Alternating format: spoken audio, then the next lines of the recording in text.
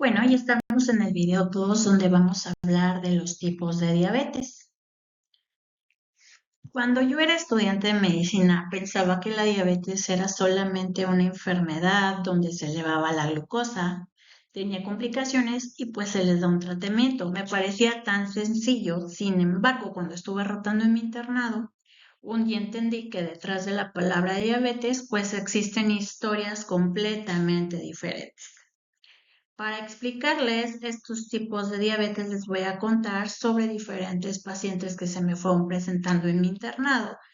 La verdad, ahorita no me acuerdo muy bien de los nombres, pero se los voy a inventar para que tengan pues una personalidad. La primer paciente fue cuando roté en pediatría, que fue mi primer rotación, y era una niña de aproximadamente 12 años y pues le vamos a llamar Sofía. Esta niña pues llega a urgencias con vómito, dolor abdominal, una respiración muy agitada. Sus papás estaban muy sorprendidos, muy alterados. La niña era delgada, activa y aparentemente sana. Hora después pues se confirmó que la niña tenía una cetoacidosis diabética. Es decir, su páncreas había dejado de producir insulina. Es decir, era una diabetes tipo 1. Unos meses después, cuando estaba en mi rotación de medicina familiar, conocí a don José. Don José tenía aproximadamente unos 50, 54 años, tenía una obesidad abdominal, hipertensión y él decía que tenía un cansancio de años. Su glucosa estaba elevándose pues ya silenciosamente. Él sí no necesitó insulina al inicio porque aún la producía, pero su organismo ya no respondía adecuadamente a ella. Mediante los laboratorios, pues detectamos que pues tenía una diabetes tipo 2. Posteriormente, cuando roté por el área de ginecología, llegó una mujer embarazada de 28 semanas, nunca había tenido problemas con el azúcar, pero durante lo que fue el control prenatal, pues se le detectó una hiperglucemia. La noticia pues la tomó a ella por sorpresa y pues su diagnóstico fue una diabetes gestacional. Finalmente, en mi servicio social, pues conocí a don Leo. Este sí me impactó profundamente porque era un paciente que incluso tenía los triglicéridos y el colesterol a full y aparte tenía una pancreatitis crónica. Su problema principal pues no era una enfermedad autoinmune ni una resistencia a la insulina que estuviera asociada a la obesidad, sino que ya tenía alteraciones en la glucosa, consecuencia del daño pancreático que ya tenía. Era una diabetes secundaria pues a pancreatitis. Si nos damos cuenta, pues tenemos 4 pacientes, 4 historias, 4 mecanismos distintos, pero que todos comparten una misma palabra que es la diabetes. Ahorita vamos a ver más a fondo cada tipo de diabetes. Bueno, cuando pensamos en diabetes, siempre solemos imaginar que el problema está relacionado con la glucosa, es decir, el azúcar en sangre. Sin embargo, pues en la diabetes tipo 1 la historia comienza mucho antes de que la glucosa se eleve. Imaginemos a un adolescente sano, tu primo, tu hermano, tu amigo, quien quieras. Durante años su sistema inmunológico pues lo ha protegido de virus, bacterias, cualquier amenaza, pero un día ocurre un error en el reconocimiento y las células que están encargadas de defenderlo, pues van a comenzar a identificar como enemigas a las células beta del páncreas, estas que producen la insulina, que ya hemos visto anteriormente, y pues este ataque no es de una manera repentina, sino que es un proceso lento, silencioso, que puede durar meses, incluso años. Mientras tengamos suficientes células betas, pues el organismo va a seguir produciendo lo que es la insulina y el paciente pues no va a presentar síntomas, pero va a llegar un momento crítico. Y pues ya es la destrucción tan extensa de estas células que ya no se puede fabricar la cantidad necesaria de insulina. Entonces es cuando van a aparecer estos signos de poliuria, la polidipsia, la pérdida de peso y la hiperglucemia. Y esto ocurre porque pues existe una predisposición genética que es realmente importante, especialmente relacionadas con los genes del HLA, como lo que es el DR3 y 4. Sin embargo, pues la genética no basta por sí sola. También tenemos factores que intervienen como ambientales que van a actuar como los detonantes o los desencadenantes en las personas que son susceptibles. El resultado final pues va a ser una deficiencia absoluta de insulina. Y aquí quiero que recuerden algo muy importante. La diabetes tipo 1 no es principalmente una enfermedad metabólica, es una enfermedad autoinmunitaria que va a terminar manifestándose con esta hiperglucemia. Y algo muy importante aquí para que nosotros valoremos si mi paciente está produciendo una cantidad adecuada de insulina o de plano ya no está produciendo insulina, pues también vamos a tener que medir el péptido C, porque recuerden que se producen en cantidades iguales.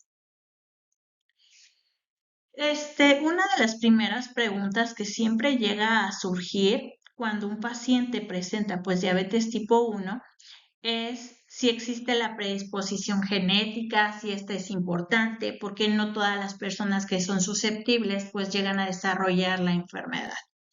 En la población en general, pues el riesgo de desarrollar una diabetes tipo 1 es alrededor del 0.4% y pues es una enfermedad poco frecuente. Sin embargo, cuando ya tenemos familiares de primer grado, pues el riesgo aquí sí va a aumentar en varias veces. Los hijos de personas que tienen diabetes tipo 1 tienen el riesgo de poderlo presentar en un 9%. Aquí pues la evidencia, se han hecho estudios en gemelos que son dicigotos y estos van a compartir aproximadamente el 50% de su material genético y tienen pues un riesgo de un 6 a un 7%. En cambio, los que son monocigotos pues comparten el 100% de su ADN y aquí el riesgo pues sí va a aumentar excesivamente de un 30 a un 70%. Algo que quiero que recuerden, pues que la genética sí es importante, pero no es suficiente. Debemos de tener el detonador, ¿vale? En cuestión de los desencadenantes, pues va a surgir una pregunta. ¿Qué hace que el sistema inmunológico decida iniciar el ataque contra la célula B? Pues la respuesta es que vamos a tener diferentes factores ambientales que van a actuar como desencadenantes en las personas que son genéticamente susceptibles. Entre los factores, pues vamos a tener virus, la microbiota, la dieta y cualquier otra cosa que se nos ocurra. Dentro de los virus, pues especialmente tenemos los enterovirus como es el Coxsackie. Se dice que pues la hipótesis es que ciertas proteínas de este virus pueden parecerse a las proteínas de las células beta y van a confundir a lo que es el sistema inmunológico y van a provocar una reacción pues cruzada. Ahora que está muy de moda lo que es la microbiota, pues ya se sabe que el intestino es mucho más que un órgano digestivo, es uno de los principales reguladores del sistema inmunitario. Hay alteraciones en lo que es la composición de la microbiota que nos van a favorecer lo que es la inflamación, van a aumentar lo que es la permeabilidad intestinal, van a modificar la tolerancia inmunológica. Y pues también tenemos otros factores como los que son los factores dietéticos.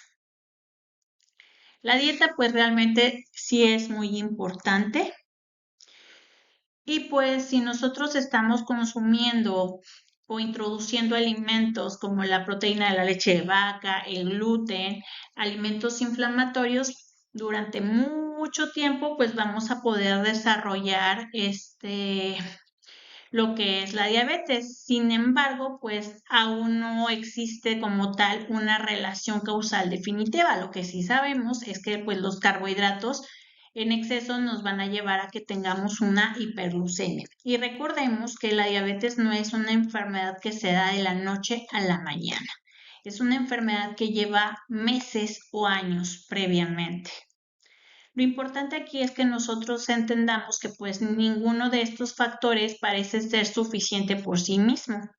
Lo más probable es que la diabetes tipo 1 aparezca cuando ya tenemos varios elementos que coinciden, una predisposición genética, un desenlace mental y una respuesta inmunológica anormal. No heredamos la diabetes, heredamos solamente la susceptibilidad y la enfermedad aparece cuando esta susceptibilidad pues se encuentra con un ambiente adecuado.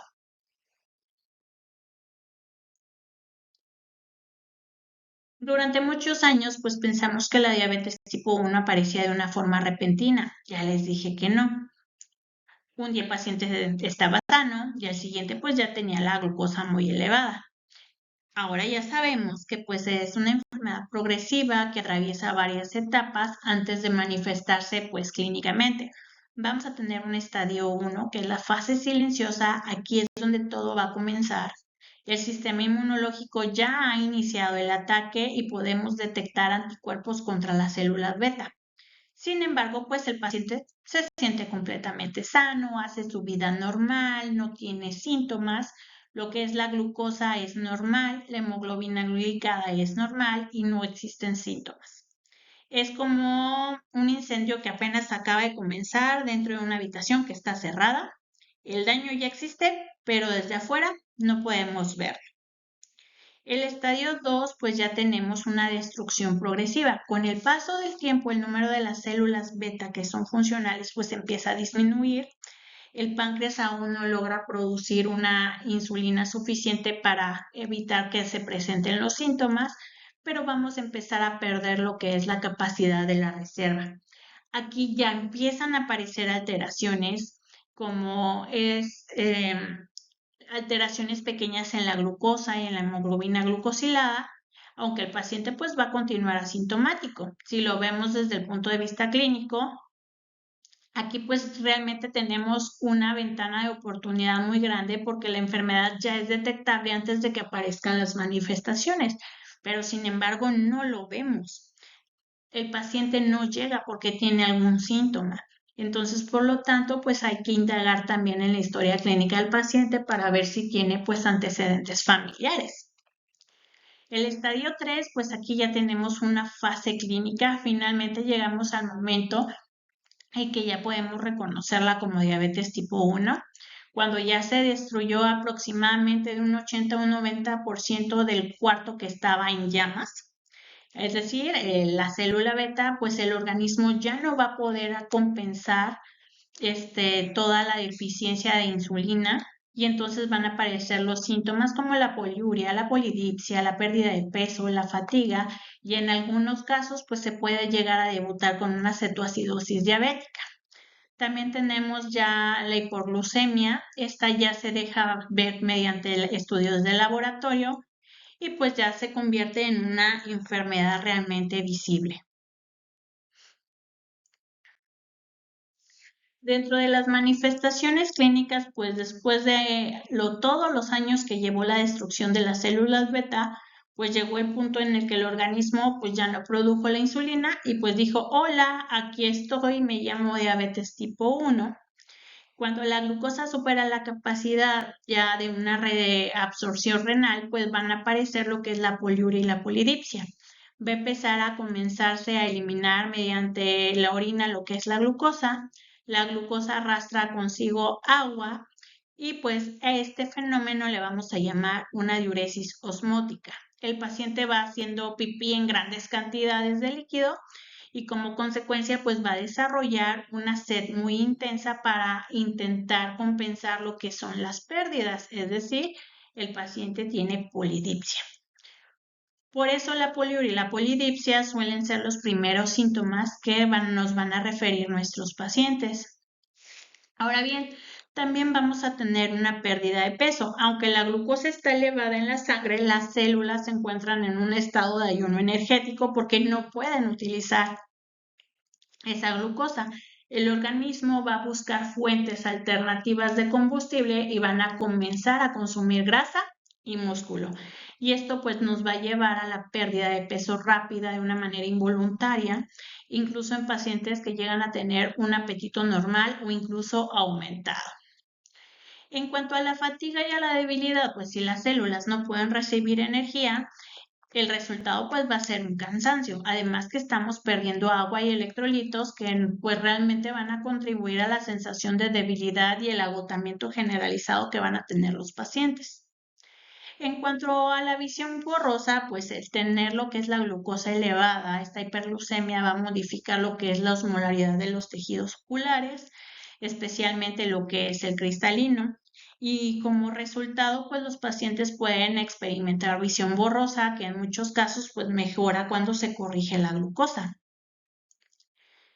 Ya cuando la enfermedad progresa, pues vamos a tener una cetoacidosis diabética. Si la deficiencia de insulina pues realmente es muy grave, el organismo pues va a aumentar la utilización de las grasas como fuente de energía y este proceso pues va a generar cuerpos cetónicos y puede conducir a una cetoacidosis diabética, que es una de las emergencias endocrinológicas más importantes.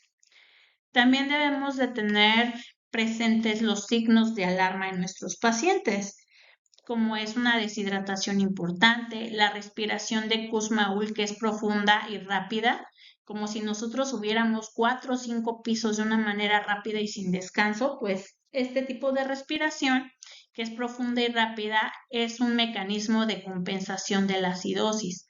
También vamos a tener el aliento afrutado.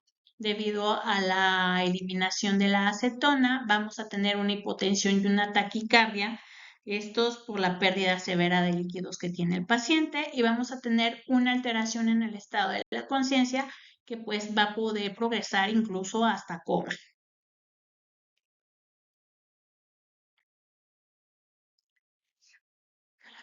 Para el diagnóstico, pues vamos a tener un primer pilar, es cuánta insulina puede producir el paciente.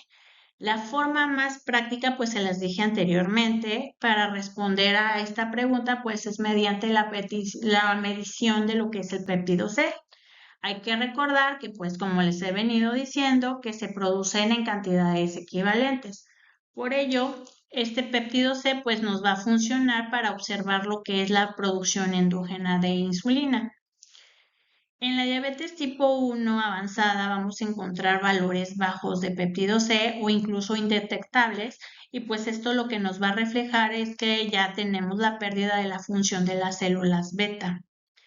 Dicho de otra manera, el péptido C nos dice cuando el páncreas funcional, más bien nos dice cuánto del páncreas funcional le queda a nuestro paciente. El segundo pilar pues es demostrar lo que es la autoinmunidad. Para saber que el paciente produce poca insulina, pues vamos a tener que demostrar la causa buscando la evidencia de que el sistema inmunológico está atacando a las células beta.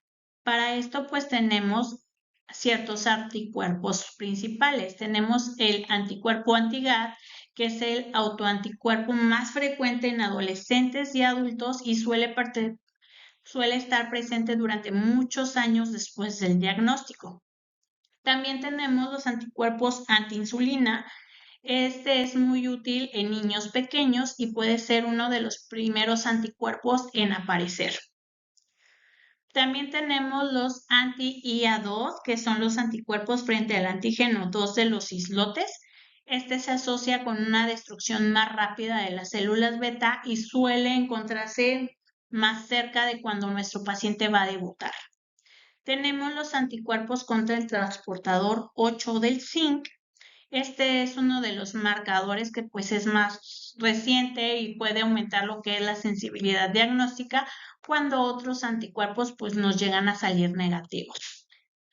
Mientras más anticuerpos positivos encontremos, pues mayor es la probabilidad de que el paciente realmente tenga una diabetes tipo 1 y un mayor riesgo de progresión hacia una enfermedad clínica.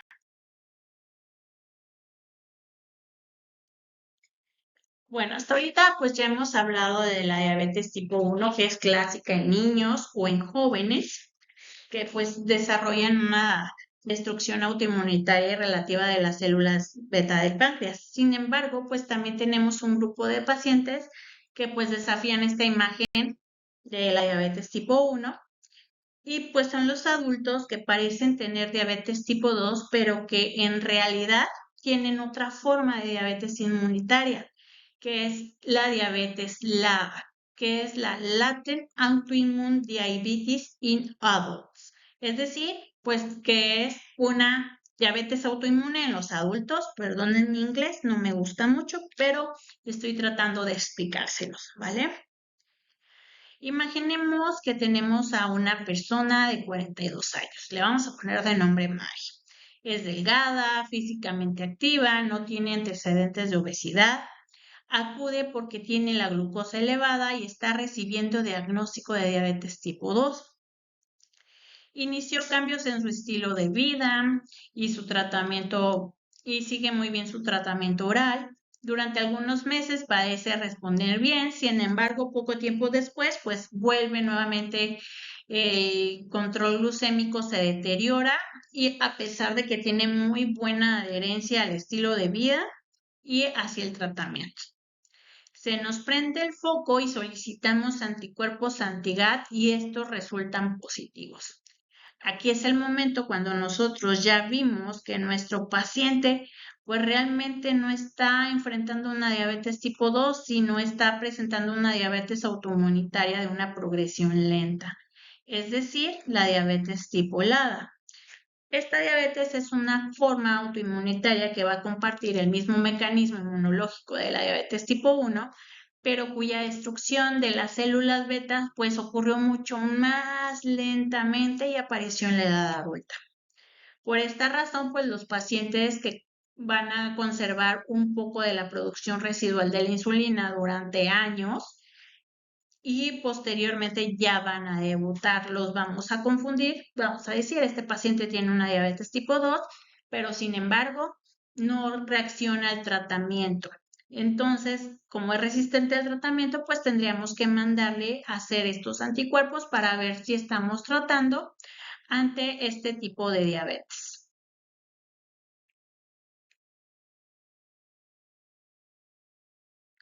Ahora vamos a pasar a la diabetes monogénica. Para podérselo explicar un poquito más, pues vamos a ver otro casito clínico. Imaginemos que es un paciente de 18 años que acude por hipoglucemia. Su mamá tiene diabetes desde los 20 años, su abuelo también fue diagnosticado con este tipo de diabetes desde joven. También al interrogatorio descubrimos que varios de sus tíos, primos, pues presentan exactamente la misma historia. El paciente es delgado o delgada, no tiene anticuerpos y tampoco presenta características de una diabetes tipo 2. Cuando nosotros observamos que hay 3 generaciones consecutivas afectadas, pues debemos de pensar que quizás no estamos ante un tipo de diabetes común, sino ante una diabetes heredada. Esta es una diabetes que inició en la madurez de un adulto joven, se puede decir, representa aproximadamente de un 1 al un 2% de todos los casos de diabetes. Se va a producir por mutaciones en ciertos genes que están involucrados. Las características que nos deben de hacer sospechar, pues es el diagnóstico a edades temprana, habitualmente antes de los 25 años, el patrón familiar que es muy marcado, una herencia autosómica dominante, que no tenemos la presencia de anticuerpos y tenemos una producción residual de insulina conservada. Aquí la clave pues es que aparece generación tras generación como si siguiera una línea familiar muy definida. Vamos a tener diferentes tipos de acuerdo a la mutación genética que lleguemos a presentar.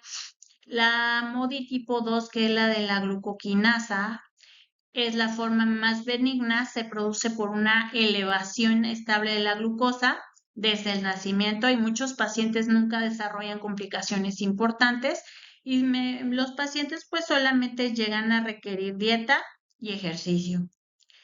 En lo que es la diabetes tipo 3, MODY tipo 3, que en esta vamos a tener una mutación en el factor nuclear 1 alfa del hepatocito, pues esta es la forma más frecuente. Estos pacientes suelen responder extraordinariamente bien a dosis bajitas de sulfonilureas. De hecho, los individuos tratados durante años como diabéticos tipo 1 pueden suspender la insulina después del diagnóstico una vez que ya se hizo de una manera correcta.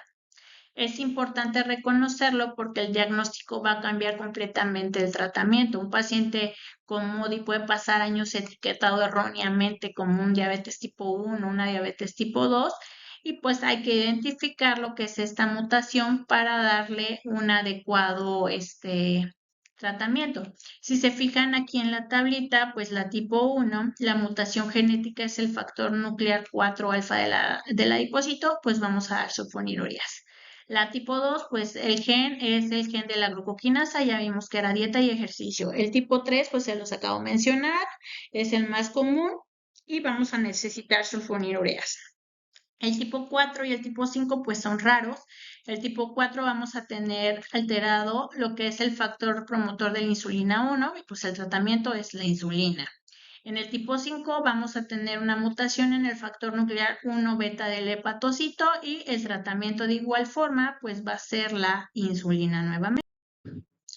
Imaginemos que tenemos un paciente que acaba de recibir un trasplante, la cirugía fue todo un éxito, la función del injerto es adecuada, todo parece marchar bien, pero pues semanas o meses después comienza a presentar hiperglucemia. Entonces, pues está apareciendo una nueva complicación, la diabetes post-trasplante. ¿Pero qué es esto? Anteriormente se le conocía como diabetes nodal, es una alteración metabólica que va a aparecer por primera vez después de que se realizó un trasplante en pacientes sin diagnóstico previo de diabetes y va a ocurrir por mecanismo de los medicamentos inmunosupresores que se usan para proteger lo que es el injerto. Vamos a tener entre ellos los corticoides que pues van a aumentar la producción hepática de glucosa y van a favorecer la resistencia a la insulina. El tacrolimus, pues, tiene un efecto importante sobre las células betas pancreáticas, disminuyendo la secreción de insulina. Entonces, por lo tanto, pues va a depender del órgano trasplantado, de los factores de riesgo que tiene el paciente, del régimen inmunosupresor y puede afectar del 10 al 50% de los pacientes que son receptores de algún tipo de trasplante. El tratamiento pues va a incluir cambios en el estilo de vida, ajustes en los medicamentos inmunosupresores y en muchos pacientes pues durante un periodo inmediato posterior al trasplante la insulina pues va a ser una estrategia muy segura y efectiva.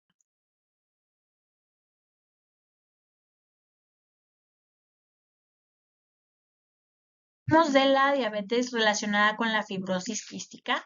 Afortunadamente, pues en los últimos años la fibrosis quística pues ha dado un cambio radical. Anteriormente los pacientes pues no alcanzaban la edad adulta, hoy gracias a todos los avances terapéuticos pues ya viven más años, pero pues se enfrentan nuevos desafíos. Uno de los más importantes pues es la diabetes relacionada con la fibrosis quística. Imaginen a una mujer de unos 28 o 30 años con fibrosis quística desde la infancia. Durante años ha mantenido un peso aceptable y un control respiratorio pues razonable. Sin embargo, comienza a perder peso, presenta una mayor fatiga y sus infecciones pulmonares pues se han vuelto mucho más frecuentes. Al revisar lo que son sus glucosas en ayuno, pues vamos a encontrar valores casi normales. Entonces, ¿por qué está empeorando la paciente? La respuesta aparece cuando realizamos una prueba de tolerancia oral a la glucosa. ¿Qué va a ocurrir? La fibrosis quística va a producir un daño progresivo del páncreas. Con el tiempo, pues la fibrosis y el reemplazo del tejido pancreático van a reducir lo que es la capacidad de las células beta, pues para secretar la insulina. Pero aquí, a diferencia de la diabetes tipo 1, la secreción de insulina no desaparece completamente. El principal problema es que la liberación de insulina se va a volver insuficiente y sobre todo mucho más tardía después de las comidas. Pero ¿por qué es diferente de la diabetes tipo 1 y de la diabetes tipo 2? Porque una, en primera, no es una enfermedad autoinmunitaria como la diabetes tipo 1. Tampoco va a estar caracterizada por una resistencia a la insulina como la diabetes tipo 2. Lo que pasa en realidad es que combina una disminución progresiva de la secreción de insulina con periodos de resistencia asociados a infecciones, inflamación y tratamiento con corticoides, que son los que normalmente ocupan estos pacientes. Aquí la importancia clínica pues es que esta diabetes relacionada con fibrosis quística no solamente va a afectar la glucosa, se va a asociar con pérdida de peso, deterioro de la función pulmonar, por lo tanto vamos a tener mayor visita al hospital generando mayor hospitalizaciones, vamos a tener mayor frecuencia de infecciones respiratorias y pues vamos a tener un incremento en la mortalidad. Para el diagnóstico, pues este es muy importante ya que las glucosas en ayuno van a permanecer normales durante mucho tiempo. Por eso la herramienta de elección para el tamizaje pues va a ser la prueba de tolerancia oral a la glucosa. De hecho, lo que son las guías recomiendan realizarla periódicamente en los pacientes que tienen diagnóstico de fibrosis quística a partir de que alcanzan la adolescencia. Con ellos, pues el tratamiento pues es la insulina, a diferencia de la diabetes tipo 2. Los antidiabéticos orales pues sí tienen un papel muy limitado y el objetivo principal pues es mejorar el estado nutricional y preservar lo que es la función pulmonar y reducir las complicaciones en estos pacientes. Vamos a entrar a lo que es la diabetes tipo 2, que si esta es una enfermedad principalmente metabólica. Aquí hay una diferencia fundamental. En la diabetes tipo 2 sí existe insulina, al menos al inicio.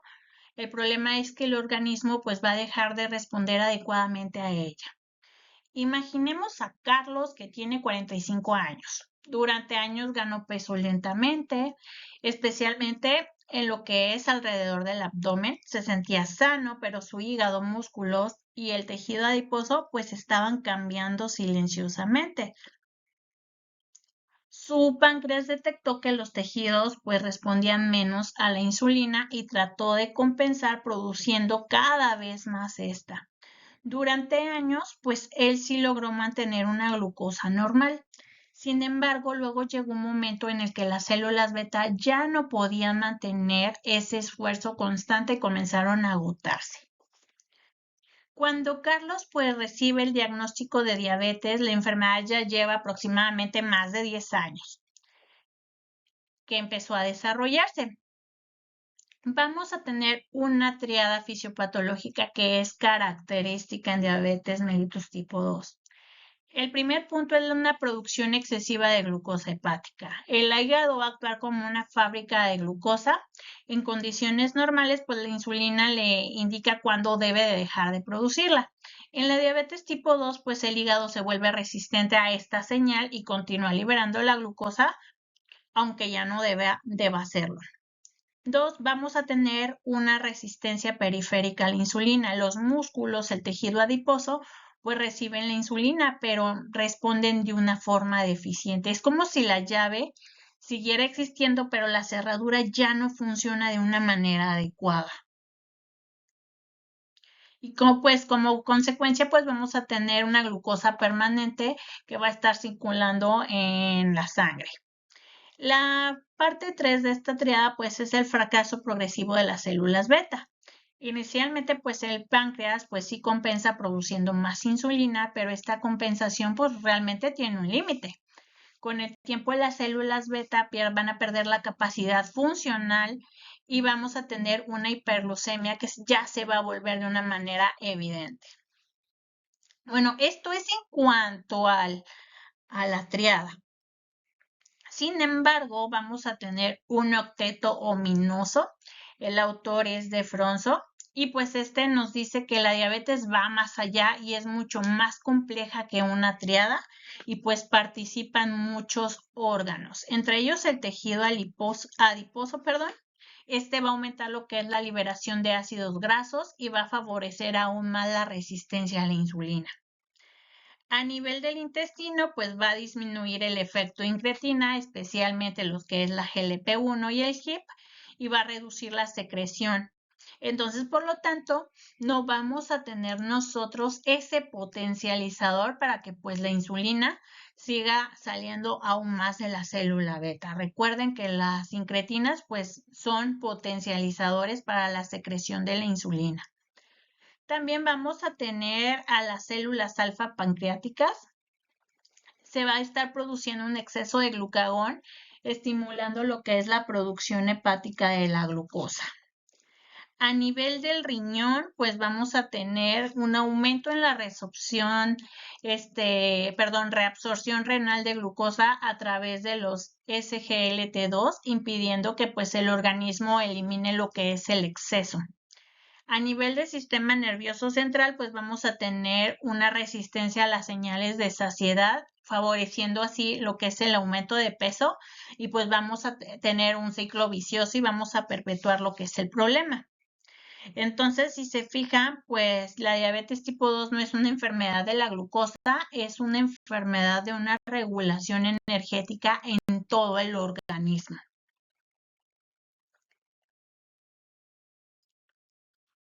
Una de las preguntas más frecuentes que siempre me hacen los pacientes es, ¿la diabetes se hereda? Pues la respuesta es sí, pero no de una forma que sea simple. A diferencia de la diabetes tipo 1 o de las formas monogénicas, lo que es la diabetes tipo 2 no depende de un solo gen, es una enfermedad ahora sí que poligénica, resultado de una interacción de decenas, incluso cientos de variantes genéticas con los detonadores que pueden ser incluso estar dentro del ambiente. La importancia genética, pues realmente sí importa, pero necesitamos ese detonador, ese gatillo. Los genes pues van a cargar el arma, pero los hábitos suelen apretar lo que es el gatillo. Entre todos los factores pues que van a aparecer, van a favorecer lo que es la aparición de la diabetes, vamos a tener una obesidad central, sedentarismo, envejecimiento, el estrés crónico y pues algunos medicamentos como los corticoides, pues todos ellos nos van a aumentar lo que es la resistencia a la insulina y nos van a acelerar lo que es el deterioro metabólico. Aquí nuevamente en esta diapositiva pueden ver el óctuple ominoso de Defronso. Ya hablamos un poquito de él anteriormente, pero pues lo que vemos nosotros en las células beta del páncreas, pues es que va a disminuir progresivamente lo que es la secreción de insulina. En las alfa pancreáticas, pues va a aumentar la secreción de glucagón. A nivel del hígado, pues incrementa la producción hepática de glucosa, aunque no sea necesaria. A nivel del músculo, pues vamos a disminuir lo que es la captación de glucosa por la resistencia a la insulina. A nivel del tejido adiposo, pues vamos a aumentar la lipólisis y la liberación de los ácidos grasos. A nivel del intestino, pues va a efecto incretina. A nivel del riñón, pues vamos a tener lo que es un incremento en la reabsorción de glucosa. A nivel de cerebro, pues vamos a tener las alteraciones de saciedad y regulación energética. Entonces, por lo tanto, recuerden que pues es una enfermedad que tiene comunicación entre diferentes órganos. Dentro de las manifestaciones clínicas, a diferencia de los pacientes tipo 1 que suelen debutar de una forma abrupta, en la diabetes tipo 2, pues esta es una enfermedad silenciosa. De hecho, muchos pacientes viven de 5 a 10 años con una hiperglucemia antes de recibir un diagnóstico.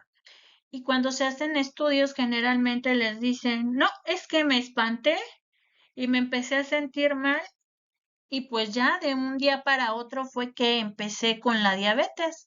Realmente no es así, o sea, ya teníamos detonadores, ya teníamos el ambiente, teníamos un poco de la genética y si bien tuvo algún susto o algo, pues también puede llegar a ser un detonante. Pero pues ya tenemos años previos que ya tenemos una hiperglucemia antes de que recibamos lo que es el diagnóstico. Por eso cuando finalmente identificamos la enfermedad, algunos de ellos realmente ya tienen complicaciones.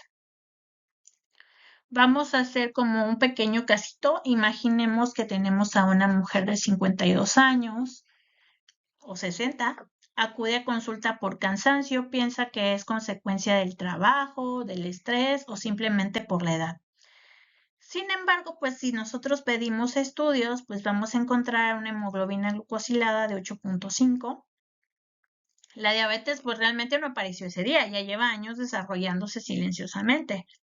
Los síntomas más frecuentes que encontramos en ella pues van a ser la poliuria y la polirixia.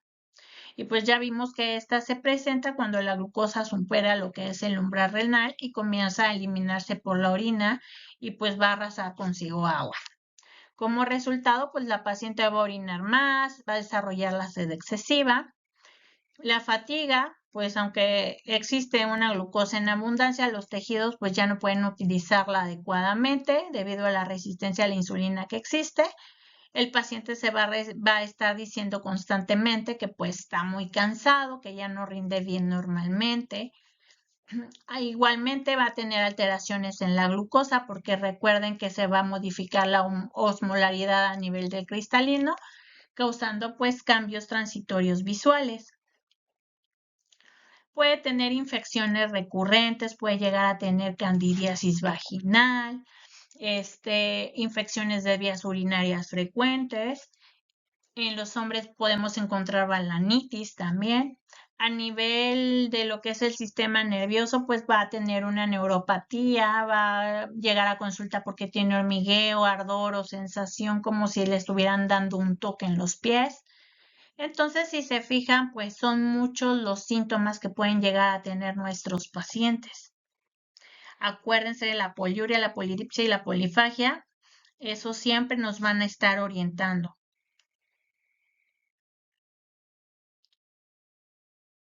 El tamizaje es muy importante. Como ya les dije, pues esta puede permanecer silenciosa durante muchos años. Y pues siempre surge la pregunta, ¿y cuándo me tengo que hacer los estudios? ¿O cuánto debo de esperar a que aparezcan los síntomas pues para buscarla? Realmente esto no sucede así. Lo ideal es que todos nos estuviéramos haciendo laboratorios de control anualmente, por lo menos 2 veces al año, pero pues hay gente que no se lo realiza. Entonces, cuando van con nosotros es cuando ya tienen síntomas y muchos pacientes pues ya presentan daño vascular, neuropatía, alguna enfermedad renal. Entonces, por lo tanto, el tamizaje es una de las herramientas más importantes que pues llegamos a tener para cambiar la historia natural de la enfermedad y la vida de nuestro paciente. Recuerden que la medicina es preventiva, no es curativa. Entonces, nuestra labor está en realizar esos tamizajes para prevenir que se complique nuestro paciente. Ahora bien, ¿cuándo debo de realizar este tamizaje? Cuando yo tengo familiares de primer grado con un diagnóstico de diabetes mellitus, puesto que esto va a duplicar o a triplicar lo que es el riesgo. Si soy un grupo o de una etnia de alto riesgo, como poblaciones hispanas, afroamericanas, indígenas, algunas poblaciones asiáticas, pues tienen mayor susceptibilidad. Antecedentes de enfermedades cardiovasculares. Recuerden que la diabetes mellitus y la enfermedad cardiovascular pues van a compartir mecanismos fisiopatológicos en común y pues hay que obligarnos a, si ya tengo una, tengo que buscar la otra. Si tengo hipertensión arterial, este es uno de los componentes clásicos del síndrome metabólico y pues, perdón, pero es muy frecuente encontrarlos diagnosticados mutuamente. Si tengo alteraciones lipídicas, triglicéridos elevados, HDL bajo, que son marcadores indirectos de resistencia a la insulina. Si tengo SOP, bueno, ahora síndrome de ovario poliendocrino metabólico, creo que ahora se les llama así. Acuérdense que representa una de las condiciones clínicas más asociadas con hiperglucemia y una resistencia a la insulina en lo que son mujeres jóvenes. El sedentarismo, debemos de tener actividad física. Si estamos en inactividad, pues va a favorecer el aumento de peso y va a disminuir la sensibilidad a la insulina.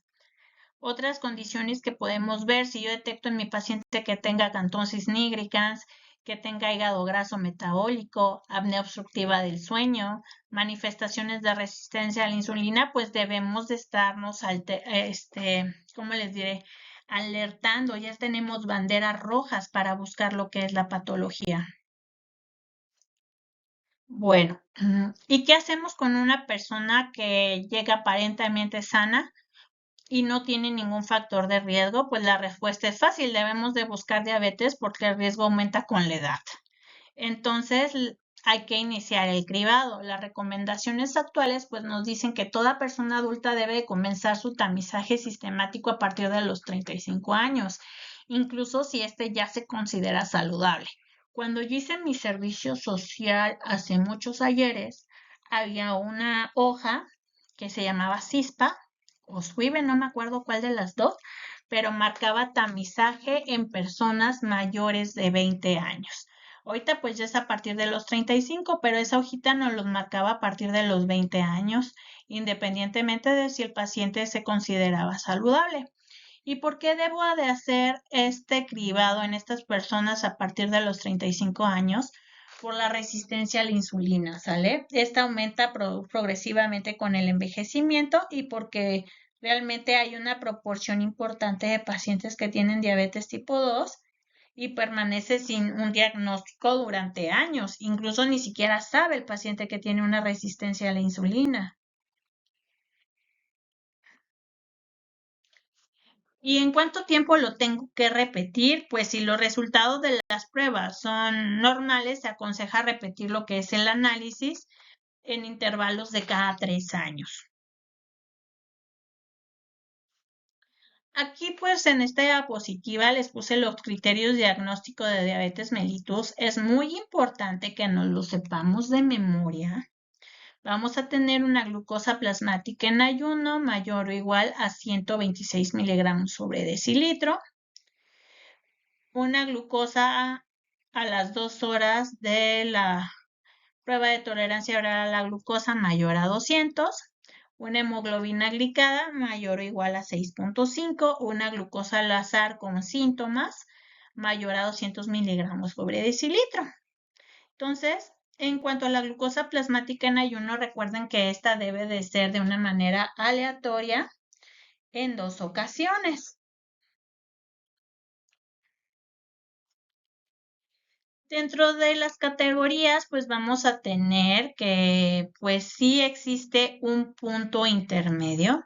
El creer que una persona está sana o tiene diabetes, pues sí existe un punto intermedio y esta es una banderita amarilla para nosotros para que pues podamos educar a nuestro paciente, poder darle algún cambio y generarle una realidad diferente. ¿Sale? Para que nosotros digamos que mi paciente tiene una prediabetes, que este es un estado en el que pues la regulación de la glucosa ya empezó a alterarse, pero no alcanza los criterios diagnósticos de diabetes. Entonces vamos a tener una glucosa alterada en ayuno de 100 a 125, una intolerancia a la glucosa de 140 a 199 y una hemoglobina glicada de 5.7 a 6.4. Entonces, si se fijan, no está alcanzando estos mismos niveles que teníamos en la diapositiva anterior para lo que es el diagnóstico de diabetes. Aquí les muestro esta gráfica que resume, pues, uno de los conceptos más importantes de toda la diabetes tipo 2, que es lo que ya les he venido diciendo, que la diabetes no aparece de un día para otro. Es una enfermedad que puede tardar más de una década en desarrollarse antes de ser diagnosticada. En la fase 1, pues vamos a tener una resistencia a la insulina que está compensada. Todo inicia muchos años antes del diagnóstico, factores como la obesidad visceral, sedentarismo, predisposición genética, envejecimiento, inflamación crónica, pues van a hacer que los tejidos respondan cada vez menos a la insulina. Aquí en esta etapa, pues la glucosa va a permanecer normal, pero el páncreas todavía puede estar compensando. Luego vamos a pasar a una fase 2 que vamos a tener una hiperinsulinemia compensatoria. El páncreas detecta que los tejidos pues realmente ya no están funcionando bien adecuadamente a la insulina y como mecanismo pues aumenta la producción de esta. Si ustedes se fijan, se observa la curva verde que es esta de la insulina, se eleva por encima de los niveles normales. Durante años pues esta estrategia funciona para tratar de compensar y mantenerla controlada. Sin embargo, pues esta descompensación pues va a tener un costo biológico. Es como si obligáramos a un motor a trabajar permanentemente a máxima velocidad para compensar lo que es una pendiente que cada vez se va haciendo más pronunciada. En la fase 3 pues ya tenemos una prediabetes y una hiperglucemia. Ya nos encontramos en este apartado. Aquí pues ya llegó el momento en que las células betas ya se fatigaron, ya se cansaron, ya no pueden seguir aumentando la producción de insulina y por lo tanto esta línea verde ya empieza a descender. En este instante pues la glucosa va a comenzar a elevarse. Si se fijan ya empieza lo que es la elevación de la glucosa desde la fase de la hiperinsulinemia, pero aquí ya aumenta un poco más. Se está aumentando más lentamente y aquí aparecen ya la glucosa alterada en ayuno, una intolerancia a la glucosa posteriormente, pues ya vamos a tener lo que es una diabetes franca. En la fase 4, pues ya tenemos la falla progresiva de las células beta. Con los años, pues la función pancreática continuó deteriorándose. Perdón. Y pues la secreción de la insulina pues ya cayó de una forma muy importante. Si se fijan, ya no está funcionando, al igual la función de la célula beta que sí teníamos bien en la fase 1 fue decayendo a partir de la fase 2 hasta cuando ya estamos a partir de los 10 o más años. Muchos pacientes que inicialmente respondían bien a los cambios en el estilo de vida o los fármacos orales, pues terminaron necesitando insulina, porque el problema ya no solo es la resistencia, también existe una pérdida significativa en la función pancreática. Si no funcionan las células beta, pues ya no estamos produciendo la cantidad de insulina adecuada.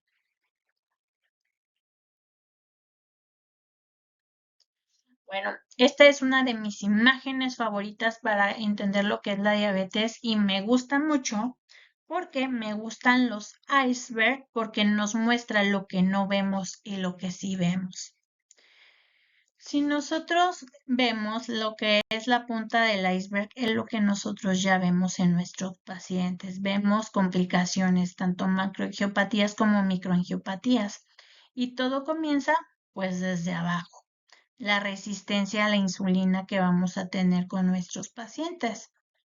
Existe una predisposición genética, sí, pero también tenemos factores ambientales como la obesidad, el sedentarismo, el exceso de grasa visceral.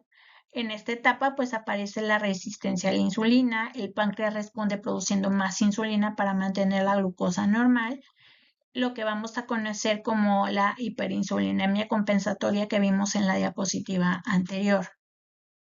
¿Qué vamos a encontrar aquí? Pues un aumento en la relación de la cintura-cadera, ganancia de peso, obesidad visceral, una curva de tolerancia a la glucosa que aún está normal. Podemos llegar a encontrar una hiperinsulinemia, pero pues ya vamos a tener también un incremento del riesgo cardiovascular. El paciente aún se siente sano, los estudios se suelen ver normales, pero aquí el proceso ya comenzó. Así que aguas, porque si ustedes tienen malos hábitos, comen mal, están rellenitos de amor como yo, tienen una relación aumentada de la cintura-cadera, pues aguas, pueden estar cursando con una resistencia a la insulina todavía, ¿sale? Si nos pasamos al estadio 2, aquí es el estadio de la prediabetes. Con el paso de los años, pues el cuerpo perdió la capacidad de compensación. La resistencia a la insulina pues continuó aumentando y las células beta pues empezaron a cansarse. Aquí vamos a empezar a ver ya una tolerancia a la glucosa alterada, una elevación de la glucosa postprandial, un incremento en la producción hepática de glucosa, una disminución progresiva de lo que es el transporte de glucosa a los tejidos, y aquí es donde ya aparece la prediabetes. Todavía estamos a punto de modificar lo que es la evolución de la enfermedad. Si se fijan, aquí dice attention please, pues esto es porque se trata de educación. El estadio 1 y 2 se trata de educación. El 3 también, pero para que el paciente pueda vivir con sus complicaciones. Pero el 1 y 2 todavía tenemos chance de cambiar la evolución de la enfermedad. Finalmente, el estadio 3, pues ya llegamos a la punta del iceberg. Las células betas ya no compensaron lo que fue la resistencia a la insulina. Apareció el déficit progresivo de la secreción de insulina y la glucosa empezó a elevarse de una forma muy sostenida. En este punto, pues ya vemos hiperglucemia, un diagnóstico formal del diabetes, aparición de síntomas clínicos, el inicio de las complicaciones. Pues también tenemos lo que es una cardiopatía isquémica, un ictus, una enfermedad arterial periférica, retinopatía, neuropatía, nefropatía, y pues nuestros pacientes ya tienen un daño realmente. Entonces esta diapositiva es muy bonita porque realmente va detallando todo el curso de la enfermedad. Ahora bien, también tenemos que ver el otro punto, lo que es la diabetes gestacional. La diabetes gestacional es cualquier grado de intolerancia a la glucosa que se diagnostica por primera vez durante el embarazo. No necesariamente significa que la mujer desarrollara diabetes permanente, pero sí indica que su organismo no logra adaptarse completamente a las demandas metabólicas que está teniendo durante la gestación. Porque aparece, si nosotros recordamos, el embarazo es un estado fisiológico de resistencia a la insulina. A medida que la placenta crece, va a producir hormonas como el lactógeno placentario humano, la progesterona, los estrógenos, el cortisol, y estas hormonas pues garantizan que exista suficiente glucosa para el crecimiento del feto. Como consecuencia, pues la mamá pueda desarrollar una resistencia progresiva a la insulina. ¿Por qué se detecta entre la semana 24 y 28? Porque es precisamente durante el segundo y el tercer trimestre cuando la producción de estas hormonas placentarias va a alcanzar los niveles capaces para generar una resistencia significativa a la insulina. En la mayoría de las mujeres, pues el páncreas responde aumentando lo que es la secreción de insulina, pero algunas no logran compensarlo adecuadamente y pues empiezan a desarrollar una hiperglucemia. Es muy importante que la diagnostiquemos porque lo que es la glucosa atraviesa libremente lo que es la placenta. Si la mamá pues tiene hiperglucemia, el feto también va a estar expuesto a estos niveles elevados de glucosa y lo va a obligar al páncreas fetal a producir grandes cantidades de insulina y vamos a tener complicaciones maternas y fetales. Para la mamá, pues podemos tener una hipertensión gestacional, preeclampsia, una mayor tasa de padecer una cesárea, tener un riesgo futuro de diabetes tipo 2. Para el bebé, pues un bebé macrosómico que tenga una distocia de hombros, una hipoglucemia neonatal, dificultad respiratoria, mayor riesgo de obesidad y también de presentar diabetes en lo que es la edad adulta. No todas las mujeres embarazadas tienen el riesgo de desarrollar alteraciones en el metabolismo de la glucosa. Por eso, una de las tareas más importantes como médicos durante el control prenatal es que identifiquemos tempranamente a las pacientes con mayor probabilidad de presentar diabetes gestacional o complicaciones asociadas. Una, el que la paciente tenga sobrepeso u obesidad pregestacional. Es muy importante saber cuánto pesa la mujer antes de embarazarse, ¿vale? Este es uno de los factores más importantes. La obesidad genera resistencia a la insulina antes del embarazo. Cuando se suma pues ya la resistencia fisiológica inducida por las hormonas placentarias, pues el riesgo va a aumentar considerablemente.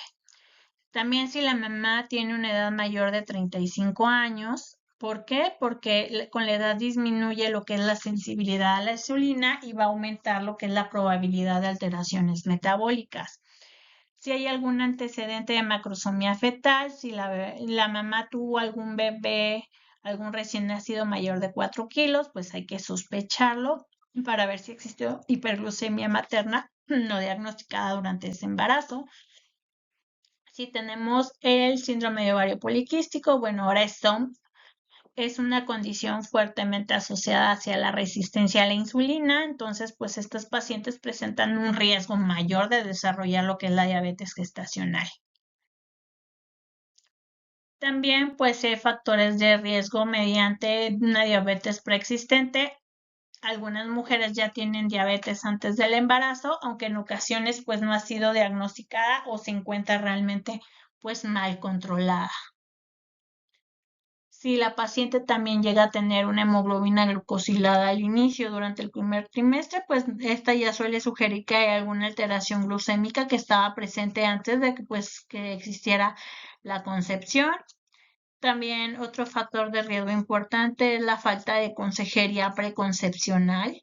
Es muy importante que todas las mujeres pues tengan esta consejería antes de llegar al embarazo y tener un buen control glucémico. Y pues presencia de complicaciones crónicas también llegan a ser muy importantes. Tenemos estrategias de prevención, que es la primera, la educación. La educación en cualquier patología es lo más importante a nuestros pacientes. Hacerles ver que deben de cuidar su dieta, que deben de tener actividad física, que se asegura, incluso durante el embarazo pueden hacer ejercicio, mantener un buen monitoreo glucémico. En las complicaciones, pues hay que prevenir más bien el riesgo de malformaciones congénitas, embarazo, prevenir los óbitos, la preeclampsia y las metas preparto, pues alcanzar una hemoglobina glicada menor a 6.5 al menos 3 meses antes del embarazo para minimizar los riesgos fetales que se llegan a tener. El tamizaje pues lo tenemos que realizar entre la semana 24 y 28 de gestación en todas las mujeres que no tengan un diagnóstico previo de diabetes. Una detección temprana, pues realizar una consulta preconcepcional antes del embarazo, pues nos va a dar cuáles son las pacientes que tienen un alto riesgo de padecer diabetes. Tener una prueba diagnóstica, hay que tomar la prueba de tolerancia oral a la glucosa con una carga de 75 gramos. Y pues basta con que tengamos un valor alterado, pues para que nosotros digamos que tenemos el diagnóstico de una diabetes gestacional. Aquí les muestro los criterios diagnósticos. Vamos a hacer una prueba de tolerancia oral a la glucosa de 75 gramos, en donde debemos de tener una glucosa plasmática en ayuno mayor o igual a 92 miligramos sobre decilitro. Una vez que ya nos hicieron la prueba de tolerancia oral a la glucosa, pues en la primera hora podemos tener una cifra mayor o igual a 180 y vamos a tener una glucosa postprandial a las 2 horas mayor o igual a 153. Si llegamos a tener nosotros alguna alteración en algún solo valor, pues ya tenemos el diagnóstico. Las metas de control glucémico es lo más importante. Una vez que ya realizamos el diagnóstico de diabetes gestacional, pues lo siguiente que hay que hacer es qué tan controlada debe estar la mujer en el embarazo, ¿no? Entonces las metas van a ser las siguientes. Una glucosa en ayuno menor del 95 miligramos, postprandial 1 hora a partir del primer bocado que se da de la comida, menor a 140, a las 2 horas menos de 120 y una hemoglobina glucosilada menor a 6%. Vamos a tener estos umbrales críticos. Quiero que los recuerden muy bien. Son los mismos de la diapositiva pasada, pero creo que si les pongo umbrales críticos, pues realmente vamos a hacer hincapié en ellos. En ayuno, acuérdense que debe de tener 95 miligramos sobre decilitro, postprandial 140 miligramos y a las 2 horas 120 miligramos. Entonces, nuevamente, ayuno 95, postprandial a 1 hora 140 y postprandial a las 2 horas 120. Entonces, que mantengamos estos niveles por debajo del umbral es fundamental para prevenir lo que es la la hiperinsulinemia fetal y el crecimiento excesivo de los tejidos en el lactante. Y terminamos esta clase. Muchas gracias. Nos vemos en el siguiente video.